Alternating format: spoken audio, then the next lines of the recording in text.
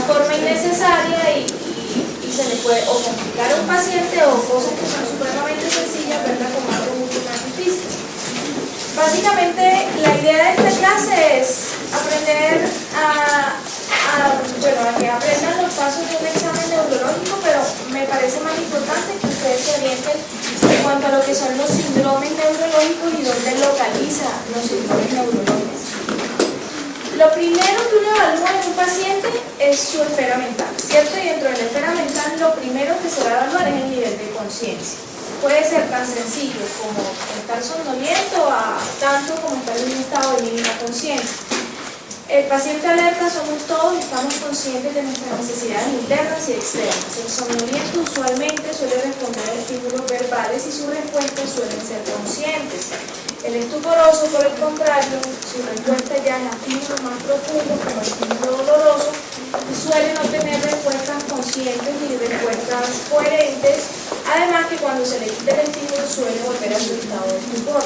El paciente comatoso no tiene ningún tipo de respuesta a estímulos internos ni externos y los estados de mínima conciencia pueden ser la progresión de los estados comatosos o las lesiones secuelares a traumas o a cualquier evento cerebral profundo y grande en donde el paciente, a pesar de tener los ojos abiertos y tener un adecuado ciclo sueño-vigilia, es decir, de día tiene los ojos abiertos y de noche los tiene cerrados, el paciente adicional a eso no tiene ningún tipo de interacción con el mundo externo. Usualmente todas las alteraciones del nivel de conciencia se conocen como síndrome de alteración del estado de conciencia y todas estas alteraciones localizan en lesiones difusas en la corteza cerebral. Por ejemplo, incluso pacientes con intoxicaciones etílicas que están estuporosos, el alcohol lesiona toda la corteza cerebral y la apaga, así por mecanismo GABAérgico. Entonces, a esto se debe. Si el paciente tuvo un trauma craneoencefálico severo y perdió la conciencia, crean ustedes que hubo alguna lesión golpe contra golpe y tiene lesionada la corteza cerebral bilateral. Por ejemplo, si un paciente tiene 90 años, una demencia y tiene una infección de la orina y está muy dormido, está somnoliento, hay una lesión, hay una parte infecciosa, hay una liberación de dopamina, que esto está causando un delirio y está alterando el nivel de conciencia. El síndrome de alteración del contenido de conciencia, del estado de conciencia, perdón, es el primer gran síndrome neurológico, localiza en corteza cerebral, por ende, uno de los estudios de lesión es una neurinámica, un ataque o una resonancia. ¿Listo? Ya luego viene el lenguaje, ¿sí? Eso es lo segundo que se debe ver en un paciente neurológico, porque pues si ya no tiene un buen lenguaje, ya como vamos a evaluar memoria, orientación o algo, sencillamente no se puede. En cuanto al lenguaje hay cosas importantes que evaluar, lo que es la fluencia, que es el número de palabras que uno dice por minuto, lo normal son entre 10 20 palabras por minuto, los costeños más, ¿cierto? La comprensión, la capacidad de entender órdenes. En este sentido, la orden no puede ser una que el paciente pueda contestar de forma sí o no. Lo que sí o no son palabras automáticas que a pesar de que uno tenga una fase severa pueden olvidar. La comprensión se evalúa por medio de órdenes que el paciente sea capaz de hacer. Yo casi siempre para lograr comprensión doy una orden que es difícil y a veces ni siquiera los pacientes con demencia pueden hacer, pero luego cuando ya sé que tienen demencia les bajo la intensidad de la orden. Pero mi orden usualmente es, con el dedo pequeño de su mano izquierda, tóquese la oreja derecha. Aunque lo hagan con la lateralidad incorrecta, yo lo doy con la comprensión, ¿sí? Yo doy que la comprensión está correcta. Tercero es la nominación y por último la repetición. Nominación es la capacidad de nombrar objetos presentados y repetición, repetir palabras que le presentes. En ese sentido, ya para lo que es la parte de la práctica clínica general, que es lo que ustedes van a hacer, me interesan estas 4 primeras. La fascia de Broca, que es la fascia motora en donde el paciente no puede hablar, no tiene la capacidad de hablar, pero comprende perfectamente. Al no poder hablar es incapaz de nominar y de repetir. La fascia de Wernicke, que el paciente habla y habla perfectamente, de hecho muchas veces inventa palabras, hace parafrases, hace neologismos, pero el paciente es incapaz de comprender. Obviamente, como no comprende la orden de esto que es, no puede repetir y como no puede comprender, no puede nominar, perdón, y como no comprende la orden de por favor repite, casa, mesa, árbol, no puede repetir. La afasia de conducción es aquel paciente que por su propia cuenta puede hablar, por su propia cuenta puede repetir, pero cuando uno le hace una pregunta que requiere una respuesta coherente no la da, porque lo que comprende no se equipara con lo que habla. Por esto es que yo les digo que siempre evalúen la comprensión con una orden gestual, porque si no lo hacen pueden obviar una afasia de conducción. Y la afasia global es aquel paciente que sencillamente ni habla, ni comprende, ni repite, ni no dice absolutamente nada. Cuando un paciente tiene algún tipo de afasia se habla de síndrome afásico. Los síndromes afásicos hay tres tipos: el síndrome afásico anterior, el síndrome afásico de Broca, que localiza en la corteza frontal izquierda. Siempre las afasias son funciones de la corteza cerebral. Recuerden, la corteza cerebral es lo que nos hace desarrollar, es lo que no nos hace animales, es lo que hace parte de la evolución. Pero todas las funciones que nos hacen diferentes de los animales, como la capacidad de hablar, como la capacidad de tener memoria, y no hablo de la memoria de que el perrito sepa que usted es su dueña, sino la memoria más avanzada de recordar y pensar qué hice ayer, qué hice de ayer. Las praxias... ¿Los días que pega cómo seguir? ¿Sí?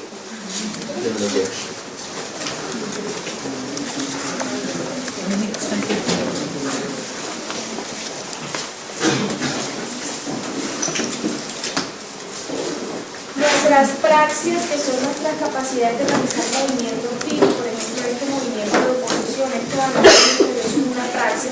Todas esas funciones que nos hacen diferentes de los animales son funciones de la corteza cerebral. Entonces, normalmente, la fase anterior es una lesión de la corteza frontal del lado izquierdo, que es la dominante en el 98% de los seres humanos.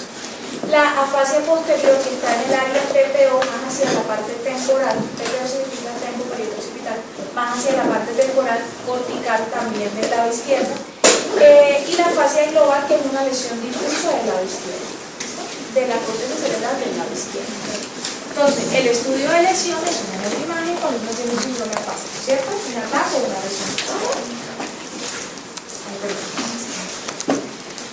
Luego seguimos con otros elementos de la esfera mental, en donde se encuentran la orientación, la memoria, el cálculo, la abstracción y la percepción. Normalmente todos estos ítems ustedes los pueden evaluar de manera muy sencilla con una prueba que se llama el Mini-Mental. ¿Alguien no escuchó hablar del Mini-Mental?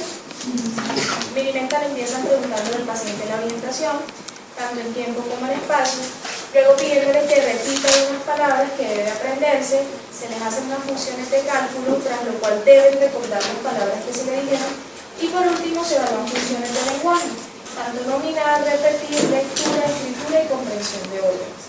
Básicamente con esto se hace la evaluación. Un paciente que le llega urgencia desorientado o refiriéndoles amnesia, que no recuerda lo que hizo el día anterior, o discalcúlico, o con alteraciones sensoperceptivas, es decir, teniendo alucinaciones, ¿sí? O teniendo alguna idea extraña en la cabeza, que eso se llama delusión o confabulación. Normalmente ese paciente tiene un síndrome de alteración del contenido de la conciencia. No es el estado de conciencia, porque hay pacientes que llegan a una urgencia psiquiátrica completamente despiertos, pero diciendo que lo viene persiguiendo el ovni, que les quiere robar los pensamientos, ¿vale? Tiene una confabulación. Entonces ese paciente no tiene alteración del estado, pero sí del contenido de conciencia. Cuando la alteración del contenido de conciencia es agudo, es decir, lleva menos de 2 semanas, uno habla de un delirio. El delirium puede ser tanto en un paciente joven como en un paciente mayor. El delirium no es únicamente del paciente anciano. Si yo guardo toco madera, salgo, me intoxica, me echan burundanga o algo por el estilo, voy a llegar a la urgencia por una alteración, puede ser del estado y del contenido o solo del contenido dependiendo de la tolerancia que yo tenga a esta sustancia. Pues delirium, si ya ustedes tienen una alteración del contenido de la conciencia que dura menos de 6 meses pero que avanza rápidamente, ustedes tienen una demencia rápidamente progresiva o un síndrome demencial rápidamente progresivo. Luego, otro tip de esta sesión: todo paciente que en menos de 6 meses pierda memoria, praxia, orientación de manera muy rápida, no lo van a enfocar como una demencia normal, es decir, ay, pobrecito, le tocó el Alzheimer tan rápido. No. Todo paciente que evolucione rápido se habla de demencia rápidamente progresiva, y es un capítulo completamente especial en la neurología y debe tener valoración con neurología 1. ¿Okay? Y el síndrome demencial es una alteración del contenido de conciencia que demora más de 6 meses. Usualmente suele ser de muy lenta instauración y progresión. Así vienen todas las demencias que ustedes conocen, empezando por el Alzheimer y terminando por las 25 demencias más que hay, que son de reconocimiento de neurología. ¿Dónde localiza una alteración del contenido de conciencia? También a nivel cortical, porque estas son funciones que nos diferencian de los animales.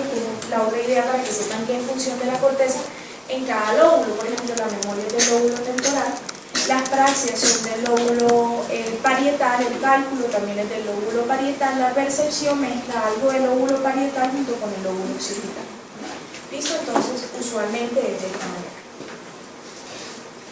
Ya pasando a la segunda parte de la evaluación neurológica, que es el examen de los nervios craneanos. Todo nervio craneano tiene una vía que empieza en la corteza cerebral, desciende por el articulado, hace su relevo en el tallo cerebral y allí sale el nervio. Luego, uno puede tener una alteración de un nervio craneano por una alteración en la corteza cerebral, es decir, en el cerebro, en el tallo cerebral o en el propio nervio, ¿cierto? Hay tips para localizar la lesión dependiendo de dónde esté, pero lo más importante que a mí me interesa que ustedes aprendan en esta clase es que el relevo de los nervios craneanos tercero y cuarto están en mesencéfalo. Luego, cuando uno se le tiene una lesión del tercero o del cuarto nervio, sospecha una lesión mesencefálica. Del quinto, sexto, séptimo y octavo está en la protuberancia, mientras que del noveno al doceavo está en el tallo. Por eso se le llaman los pares bajos, porque están en el bulbo, son los pares más bajos, por eso se le dice pares bajos. ¿Listo? Entonces, teniendo esto en cuenta, ya vamos a hablar de cada uno y vamos a aprender un poquito a localizar esas lesiones. El primer nervio es el nervio olfatorio. Digamos que es un poquito el que se sale porque él directamente sale de las cervillas hemorroidales, se va metiendo por la parte inferior del lóbulo frontal hasta llegar al lóbulo frontal. Él es el único diferente. De eso les voy a decir que una anosmia significativa desde el punto de vista neurológico es una anosmia unilateral, porque la anosmia bilateral todos la hemos tenido por virus, entonces no significa nada. La unilateral, por eso, debe realizarse el nervio con sustancias que no sean irritantes, como por ejemplo café, o por ejemplo aroma menta, aroma limón, con cada fosa nasal. Esto solo la anosmia unilateral tiene significado desde el punto de vista neurológico. Y puede ser desde un trauma por fracturas a nivel etmoidal o puede ser algo tan grave como un tumor en el lóbulo frontal ipsilateral a donde está la anosmia. Una pregunta. O sea, no huelen nada, o hay algunos que perciben algo. Pueden percibirlo, pero por ejemplo, si tú les haces la forma comparativa, tienen mayor percepción del lado que tienen sangre. No se deben usar sustancias irritantes como alcohol o yo qué sé, dinero. No se puede utilizar nada de eso porque pues, eso irrita ese quinto paro. Para evaluar el nervio óptico usamos 4 formas. Número 1, el examen de los reflejos pupilares también se incluye dentro del nervio óptico. Segundo, el examen del campo visual. Tercero, el examen de la agudeza visual y por último el fondo de ojo. Básicamente el campo visual lo hacemos por el test de confrontación, ya les muestro la imagen de cómo se hace. Una lesión completa es una maurosis completa del ojo. Una lesión parcial se llama un escotoma. Una lesión de la mitad del campo se llama una mianopsia y de un cuarto del campo cuadrantosia. Cuando uno hace la práctica médica general, uno solo es capaz de identificar si existe una mianopsia. De hecho, para el neurólogo muchas veces lo que consigue su examen neurológico debe ser corroborado por una campimetría electrónica. El paciente usualmente llega refiriendo: doctora, veo un puntito en el centro, doctora, es que de este lado voy caminando y me tropiezo con la pared. Eso usted nos hace ver la forma del déficit del campo visual que puede tener el paciente. Siempre, para efectos legales, debe ser corroborado por una campimetría electrónica. Uno no debe quedarse con lo que uno observa en el examen. El examen del fondo de ojo, uno puede ver o la presencia de papiledema o de atrofia de papila, ambos significativos desde el punto de vista neurológico. Papiledema, símbolo de un signo de hipertensión craneana, y atrofia de la papila de enfermedades desmielinizantes, usualmente como la esclerosis múltiple. ¿Listo? Esta es la carta de Mellen que usamos para evaluar la agudeza visual del paciente. No es de evaluación rutinaria, es solamente cuando el paciente tiene queja de pérdida de la agudeza visual. Estos son diferentes fondos de ojo. Al lado derecho verán, esta es una imagen clara de un papilema en donde se encuentra el borramiento de todo el borde de la papila, e igual, no sé si alcanzan a ver aquí cómo se interrumpe la emergencia de los vasos. No alcanza a ver usted la emergencia de los vasos. Esos son los dos signos clínicos del papilema: el borramiento del borde de la papila y la pérdida de la emergencia de los vasos. Aquí alcanzan a ver una atrofia de papila, donde la papila se ve mucho más pálida, ¿cierto? Y se ve mucho más la emergencia de los vasos sanguíneos. Aquí encuentran una papila normal, pero con otros hallazgos, digamos, importantes del fondo de ojo, como son el edema macular, algunas hemorragias en llama y algunos exudados colonosos. Muy bien, y por último, arriba, como para que hagan la diferencia, está un fondo de ojo normal. Fondo de ojo que puede tener cualquier persona que tiene la parte de la papila, pero sí tiene un poquito de edema macular. Muy bien, eso también es con práctica. Paciente que ustedes vean, uno aprende a ese fondo de ojo, viendo un paciente con gripe y haciendo el fondo de ojo. Esta es la forma como se hace el test de confrontación. La idea es estar a la misma distancia, a la misma altura del paciente, tapar el mismo ojo que está tapando el paciente y evaluar el número de dedos que cuenta en cada parte del campo visual: superior externo, inferior externo, superior interno, inferior interno. Y la idea es hacerlo de la misma manera. Para poder hacer eso uno tiene que saber que su campo visual es normal. ¿Listo? Si el campo visual de uno no es normal, uno nada logra haciendo eso. Por eso hay varias personas que no podemos hacer esta evaluación desde el punto de vista por déficit visuales. Ya cuando uno tiene una alteración en el segundo par, es decir, en el nervio óptico, ¿cómo le llaman eso? Síndrome de segundo par. Síndrome de segundo par es cualquier neuropatía óptica, cualquier cosa que haya en un nervio óptico y la vista empieza a ser infinita. No, infinita no, finita pero larga.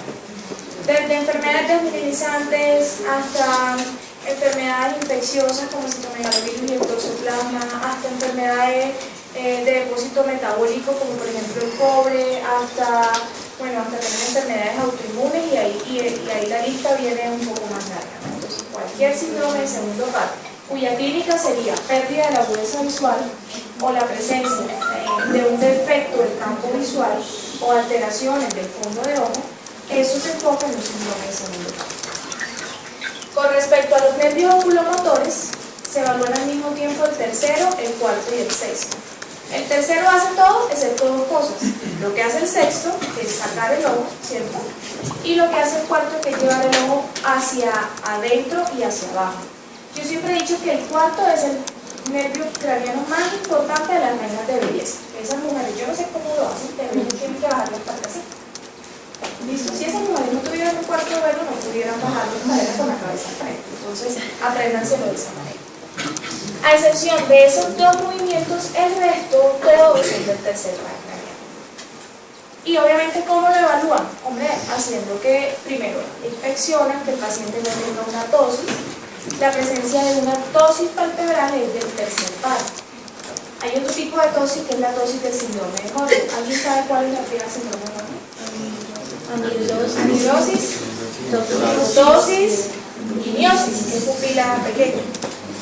El síndrome de Hodgkin, siempre la tosis debe estar acompañada de miosis y de anhidrosis en la frente. Uno creería que esto era no, pero solo en la frente.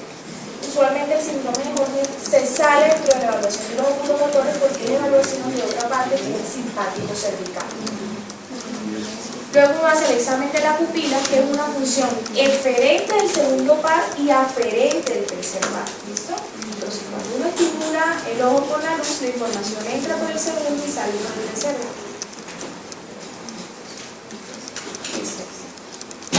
Y debe mirar si existe anisocoria, es decir, si alguna pupila está más grande que la otra, o discoria. La discoria es una forma irregular de la pupila que no tiene significado neurológico. Puede ser congénita, o en ese caso ustedes indagan, usted no me no, ay doctora, sí, hace como 5 años que se ve una cirugía inteligente, listo, es una discoria quirúrgica. Solo tiene significado neurológico la anisocoria, y usualmente es lesiones compresivas que desvían la línea media.